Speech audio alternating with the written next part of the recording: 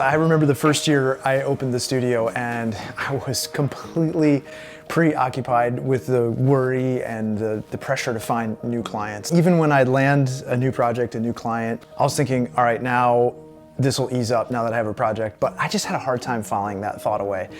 It was probably around the third year when I started to get comfortable with the idea that, I just couldn't predict when or where the next project would come from, but I also got comfortable with the idea that it always just came. And I keep a folder to this day with all the projects that I've said no to, just kind of as a reminder that there will always be another project. Most creatives, architects, designers, artists, we aren't taught how to find new clients. And I never took a business or a marketing class in college, and I really do regret that. Everything I've learned in business has been by researching other successful entrepreneurs, other businesses, and just by doing, lots of experimentation, iteration, and of course, failure. So I wanted to take this video to share what I've learned with you. And if you're a student, you can apply these same principles to finding your first job out of school. So my first project, like a lot of architects and other designers that I know, was from a referral. It was a referral from a contractor. And referrals are a great source of new leads, and they remain a source of great new leads for my business. So the one problem with referrals is that they're kind of unpredictable. So you can't control how other people are going to react, or even if they're going to position your business in front of somebody, even when there's an opportunity. First thing about referrals that you need to understand is that you need to earn the referral. You need to have good work, right? So we're going to presume that you have good work. The next thing is you actually have to ask for them. So the best professional referral resources that I've found are realtors, contractors, and other architects. So when you're approaching contractors and realtors, I think you want to think about how you can save them time and also offer some value. So one of the things you can do, let's say for the realtor, is reach out and do a sample site analysis and help them try and move a parcel they're trying to sell. And then you can say, look, this is the kind of thing I do. This is the kind of thing I'm hoping to do more of in the coming year. And if you see an opportunity for a referral, I'd really, really appreciate it. Architects, same thing. If you approach a larger firm, someone who's more established than you are, chances are they're going to be overloaded with work, and they're not going to be able to take on the smaller projects, which you, if you're just getting started, you have the bandwidth to handle those. Now, your personal network, very similar. You have to reach out, be friendly, be curious. There's things you're doing throughout your daily routine. Maybe you're going to the gym, maybe you have a personal trainer, maybe you're going to the bike shop to pick up some more gear for your hobby. Reach out, make connections. So my son's drum teacher, perfect example of this. I take him to a weekly drum lesson, and his teacher was just starting to renovate his studio. So I sort of pointed him to a few resources, and I said, here's a couple ideas, here's a couple things you might think about while you're doing this. Acoustically, you can shape the room like this. And not long after that, he referred me to an exceptional client, and that was a client that ended up being a pretty big project for me. So was it because I offered up some free advice to him, pointed him towards some resources? Maybe. You never know where mentioning what you do, or actually showing what you do, where that will fall on the right set of ears. Okay, so ideally, you want clients to find you, right? And they do that through your website. But just because you have a website doesn't mean they're going to be able to find it. So here's what I want you to do. I want you to go to Google, and I want you to type in exactly what you think a client might put in to search to find you, okay? And you're going to look at the results. And if you're not on page 1, and chances are pretty good you're not on page 1, you need to change that. And the way we're going to do that is we're going to start publishing content that directly relates to the kinds of searches that your clients are going to be doing online. But first, okay, so you're probably saying, what does buying a camera and an interchangeable lens have to do with finding new clients? Well, a lot when you think about it as building awareness. So buying a camera for me has been hands down the single best investment I've made in probably the past 10 years. Learning how to take good photographs and learning how to edit them, it's one of those meta skills that's going to pay off in your entire creative life. And we need lots of images of your process, your work, and also your environment, your surroundings. All this is going to feed into the next steps we're about to take. All the gear and the equipment that I recommend, the stuff that I started with, like the 70D, the 80D, that's all linked up in the cards here. I have a bunch of posts, and you can find all the stuff that I used then and now. The second thing that I want you to do here is also learn to edit your photos in Lightroom.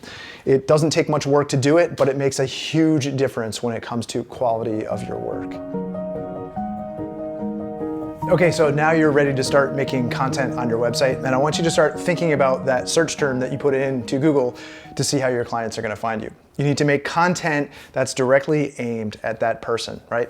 So that means answering those first questions that clients always ask you in that first meeting. Answer those preemptively. Make an epic piece of content that answers all the questions that you would have if you were in your client's position, right? How much does it cost? What's the schedule gonna be? What's my team? What problems are you solving for your particular client? Now, the cool thing about this is when you do it enough, you make enough content, you're gonna start to attract your tribe, the people that gravitate to your particular voice, how you talk about things, and your approach. But you're not gonna know what that is just yet. So you need to try a lot of different things. So you're gonna experiment. I want you to experiment with blog posts and images and maybe even video if you're comfortable with it. If you're short on ideas, one thing you can do is to sort of try and reverse engineer what other successful firms and businesses and entrepreneurs are doing online. Content should answer pain points. Content should talk about benefits rather than features. You know, what problems are you solving for your clients? Speak about those.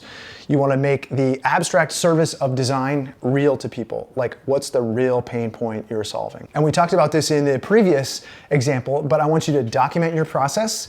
I want to document your work and share all the behind the scenes stuff. Like, that's a great way to do what other people aren't doing. There's a lot of people in this industry who aren't willing to bring you into their studio and show you what they're doing. And I can promise you, people are interested in that, and it's a great way to produce content for your content marketing. So how effective is this kind of marketing? The majority of my work in the past used to come from referrals, and that's how I started off the business. We talked about that already. The majority of my work now comes through my content marketing, and I've put a lot of content out there so I can see what works and what doesn't, and I can promise you this does work. Probably heard that phrase, people hire other people they know, like, and trust. So when you make enough content, people get to know you. They start to like you, hopefully, and then they trust you. And you're doing all of that before they even reach out and make contact with you. And one of the big shifts I've seen in the business is I used to have to do a lot of convincing. But by the time people show up to the studio and we're sitting across from each other at this table, one of the things people say is, like, I feel like I know you already. And part of that is due to the videos that I've made. Part of that is due to the voice of my content. You know, I'm always providing value. I'm always trying to be helpful. And so it really does help people get to know, like, and trust you.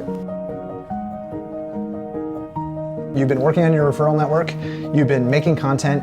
We need to talk about your portfolio now. Potential clients need assurance that you're actually the right one to do the work, and your portfolio is gonna sell your experience. So in your portfolio, you can only put your best work, okay? That probably means no student work, and that's not a dig on students necessarily, but like the mortuary thesis project, it's just not gonna win new clients. Clients need to be able to see their work in your portfolio. So that's what the portfolio is designed to do.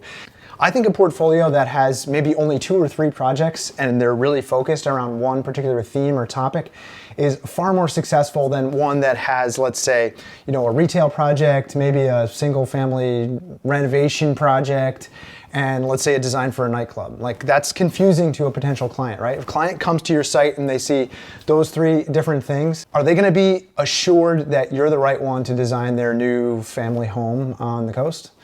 Probably not, right? So think about your portfolio like a mirror. What you put out there is what you're going to receive in return. So the same goes for lower quality work or work that's poorly photographed. And I do see this all the time. You know, people put up images or projects that they're not totally satisfied with, they're not totally proud of, thinking, okay, in the future, as I get better projects, you know, I'll swap these images out, I'll swap out my portfolio. It doesn't work like that. It's a bad idea, I think, in general, because what you put out is what you'll receive. I want you to think about your portfolio as the story your future clients are going to be telling and sharing with their friends and family. Is that a story that's shareable for them? You know, low quality photographs, poor projects, it's not shareable.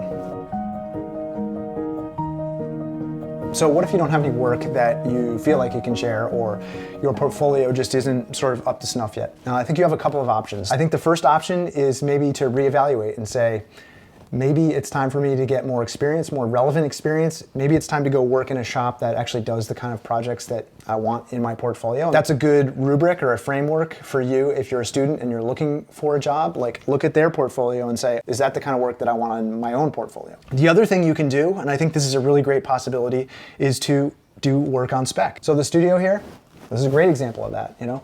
I hired myself to do this project, and the great part about that is you have a network of people who helped you build this.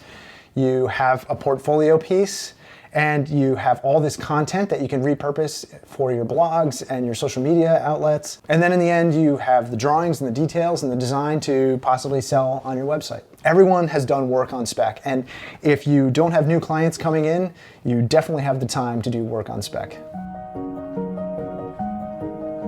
Okay, so social media is a big topic. I want you to think about where your clients are spending time online. Where are they searching for the kinds of things that you do, right? Where do you search for things for inspiration? Probably Instagram, Pinterest. You probably visit some blogs. You probably go to YouTube, I hope. And there's probably podcasts too. Those are the places I'd probably start as a creative. And actually, I've gotten jobs from every single one of those places online. So don't dismiss the socials, please. Now, you actually have kind of an unfair advantage when it comes to social media because, the bigger firms, the places that are already getting work, they already have referral networks in place and operating for them. And usually they're pretty busy. So they don't see investing time in social media as a worthwhile outlet. So one of the approaches that I like and I use is you take this epic long form content that you've already been creating for your website, and then you start chunking it up, right? And so these bite-sized chunks are then recontextualized to whatever platform you're posting on. So Facebook, for example, you can't post long videos on Facebook. People aren't there to watch long videos. But you can post that on YouTube. It works very well. Instagram, Pinterest, those places are visual platforms. So that's a great place to post your behind the scenes process, visuals. You can even post video there. There's Twitter, there's LinkedIn. LinkedIn, you can do white papers. Twitter, you can do images with text overlays, sort of bite-sized pieces. Think about the platform, think about what makes sense for posting on that platform. Now, I think as a visual creative person, you absolutely cannot ignore Instagram. So a couple of things about Instagram that you need to know. Hashtags, obviously. Use the broad hashtags, so architecture, the larger, broader hashtags to sort of associate your posts with a certain family. But then also use the hyper-local hashtags. Like think about hashtags in your local neighborhood, places that you actually want to be building. Think about those hashtags as well, because if you can show up in those local neighborhood posts and showing what you're doing, people will discover you that way. Now, the other hashtags that you can consider using are search terms. What would people be searching for on Instagram that they might find you? Think about ways to be social, think about ways to connect, think about ways to add value. You can tag local realtors in your posts. You can tag local contractors. Engage in the platform and offer value. Comment on other people's posts. Don't just go in for the ask. I get so many DMs from people that just say, hey, I've got a problem. Hey, I need advice. Hey, I've, this litany of questions. And I think you have to be considerate of people's time. These are busy people that you're reaching out to. And if your first introduction to them is an ask for the most valuable thing they own, it's just a bad way to be social. It's a bad way to build that referral network. Now, the other thing to do on these social platforms is to look carefully at your profile, right? Ask yourself, again, we're gonna view this through the lens of a potential client. If a potential client comes to your Instagram profile and they look at it, are they gonna see something that's gonna make them feel comfortable hiring you, right? So you probably need a nice profile photo. You need to have a nice bio, a succinct bio. You need to have links back to your website. Your feed is gonna attract people who are attracted to the things that you're posting there. If you're posting photos of just junk, that's kind of what you're gonna receive in return. Everything's like a mirror here, okay? So make sure you come up with a nice bio, a nice photo, maybe some testimonials if you're thinking about posting on Houzz or LinkedIn, something like that. You need some social proof, maybe post a few awards, your accolades, give people a reason to reach out and get in touch with you. Now, the last thing I wanna mention before we move on from social media, your social media following is gonna matter. Even if you don't think it's gonna matter today, it already has social currency in the market. So people look at the number of followers you have, they look at your impact, your reach. But in the future, it's gonna not only have real monetary value, but it may be the decision point for a client or a collaborator choosing to work with you or not. If you have a larger social following, that may be enough reason for someone to say, yeah, that looks like a good partner for me. So think about that before you completely dismiss the socials. And if you're not finding clients, you definitely have the time to invest in this kind of thing. I know it can feel overwhelming when I'm saying, do this, do this, do this, do this. And yes, it takes a lot of work. Okay, so we're gonna talk about your email list here for a moment, and I know it's gonna feel like another thing to do, but if you have an email sign up on your website, it's a great way to begin cultivating that sort of know, like, and trust factor with your potential clients. So I use MailChimp, and we're in the dashboard of MailChimp here, and what I've done is set up a series of sort of 7 emails that sort of introduce people to what I do, how I can help them. I'm always leading with value, I'm educating, I'm providing information, and that's kind of how you use an email list. I use MailChimp here. It's free up to, I think it's about 2,000 subscribers. I'm beyond that now, but once you get beyond 2,000 subscribers, you should be finding a way to monetize that email list. And that's a sort of next level discussion that we can have, but an email list can help you do that as well. So what you do, you set up this autoresponder. When someone signs up, it drips out this series of emails to your potential client, your potential leads, over a period of time at an interval that you choose. So it's really helpful for building trust. Now, one of the other things that I like to do is sign up to other email lists so that I can see what they're doing. And again, we have this idea about reverse engineering things. See what other people are doing that's effective with you. You sign up to certain email lists, and there are probably ones that you unsubscribe from, and there are probably ones that you keep subscribed to because you enjoy their content. Start making content like that. Now also, you're going to use your email list when you create new products, or maybe you have an opening in your wait list, or maybe you have a new book that you're releasing. You can use that to reach out to an audience of people and tell them what you're doing. So it's a way of, again, building up your referral marketing, reminding people that you're out there, and building awareness. Okay, we've been talking a lot about sort of experimenting with things. So one of my favorite mental models from my hero, Tim Ferriss, is what would this look like if this were easy? So I think there's lots of ways to think about this. So what would this look like if it were easy? Well, you could hire somebody who had a bigger network than you, right? You could hire a sales agent to bring new clients to you. You could team up with another architecture firm, right? And take all of their smaller work and just agree to be that guy that they send all their smaller projects to. You could pay somebody else for their leads. So larger firms, they have an excess of work. Maybe you just say, hey, look, I'll give you $1,000 for every lead that comes into my business that I convert into a client. What if you turned all of your clients into customers instead? So turn your service into a workshop, like a 2-day workshop, sell it for $500 a seat, and fill your studio with 10 people and run a workshop. Maybe your clients aren't actually building things in the physical world. Maybe you're designing virtual sets for luxury brands. And before you dismiss this as a sort of joke, I've definitely been approached before by people who are looking to design virtual sets for cars and luxury brands. So it really does exist. Remember, you don't have to necessarily have the skills or knowledge necessary to solve a problem if you can rent or buy it elsewhere, right? I would suggest that you just keep digging in on this mental model because I find it pretty liberating. So I love borrowing tactics from other businesses, other entrepreneurs, study and learn from other people doing similar things to you and apply it to your business. Think about how photographers find clients, how do UX designers find clients, or graphic designers, or illustrators. So some great resources online. YouTube has some amazing content. You can get your virtual MBA this way. Podcasts, books, blog posts, always be a student is kind of the mantra that I've adopted. So if you want to know what I'm looking at, what I'm consuming, books I'm reading, podcasts I'm listening to, YouTube channels I'm watching, check the link in the description and the cards. Now there's plenty more you can dig into, but I think you've got enough to get started. For sure, this is a lot of work. I've been making content a long time, so I know how much work it is. I also know how successful it can be if you start to implement a lot of these strategies. Most of what you're gonna do is not gonna work, and that's perfectly fine because you don't have time to do all of these things all the time. Some of them are automated, but a lot of them actually take a ton of work. Now, what's important to know is when a lead does reach out, a potential client does reach out and say, hey, I want to talk to you about getting a project going, it's important for you to know how they found you. So a simple, hey, great to meet you. How did you find me? It will help you focus your efforts as you move forward so you know what's working and what's not. There is no easy button for clients to find you, for you to find clients, and it's good because it actually filters out the people who are too lazy to do all that it takes to do this, and it leaves room for you and for me. Now, if you want to learn how to get more clients, you want to dig into this in more detail and possibly even work with me one-on-one, I'm working on a course right now, and if you want to be a part of that or you want to sign up to be notified when I release it, you can check the link in the cards or the description below to find out more about that. All right? Cheers, my friends. We'll see you again next time.